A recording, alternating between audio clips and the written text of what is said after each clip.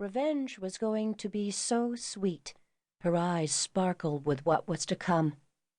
The next stop was St. Andrew's Church, where she had expected to marry Bobby Harcourt on Valentine's Day. A lifetime ago? Damn close. Isabelle watched an elderly lady wearing a black shawl over her head trying to maneuver the steps with her walker. Isabelle opened the car door and sprinted forward to offer help. The woman smiled up at her. "What a sweetheart you are for helping me. I can do it, but it takes me forever. I come here every day as I live just around the corner." The steps safely conquered, Isabelle returned to her car. Sitting here wasn't going to do anything for her. Right then, she made a promise to herself that she would never go down this section of memory lane again. Her eyes still burning, she turned on her signal light and moved slowly into the traffic. An hour later, she cruised through the open gates of Pinewood and pulled up next to the row of parked vehicles. All of the women were here. Parked next to Alexis's Mini Cooper was Catherine's 18-wheeler. Next to Catherine's rig was Nikki's BMW, and beside that was Yoko's nursery van. All present and accounted for. Well, almost. Julia wasn't here, would never join them again, and yet she was here. Her spirit was with them all. The kitchen door opened. A grin blossomed across Isabelle's face when she saw Myra and the rest of the Sisterhood with their arms outstretched in welcome. "I'm here! I'm here!" she shouted as she ran forward. 1.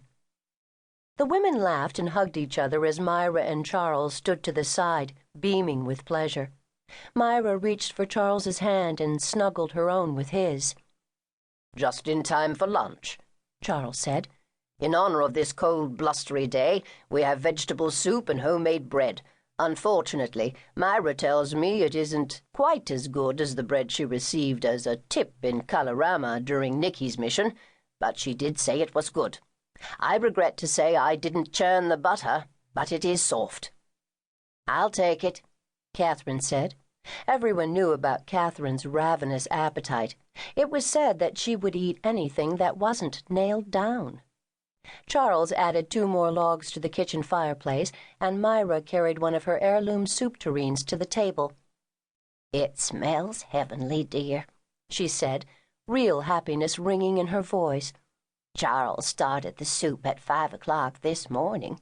He made an apple pie, too, with apples from the root cellar. Remember when you girls picked them in the fall?" They ate lunch and chattered like magpies, happy to be together again after their long hiatus. And then it was time to adjourn to the war room to begin business. Myra Rutledge called the meeting to order, and then Charles stepped down from his bank of computers that would have been the envy of the White House war room itself, if they had ever known this particular room existed. "Let's run through old business first. Before you can ask, Nikki, there is no news on the Barringtons, who were to be your original mission. I personally take responsibility for that fiasco.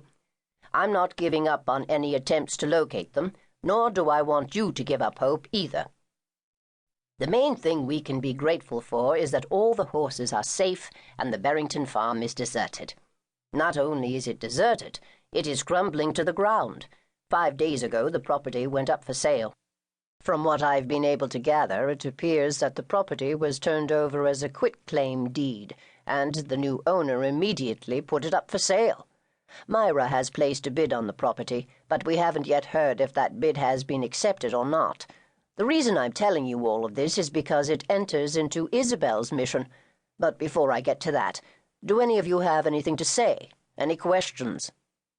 "Is there any news on Paula Woodley or her husband, the National Security Advisor?" Alexis asked. Charles allowed himself a brief smile.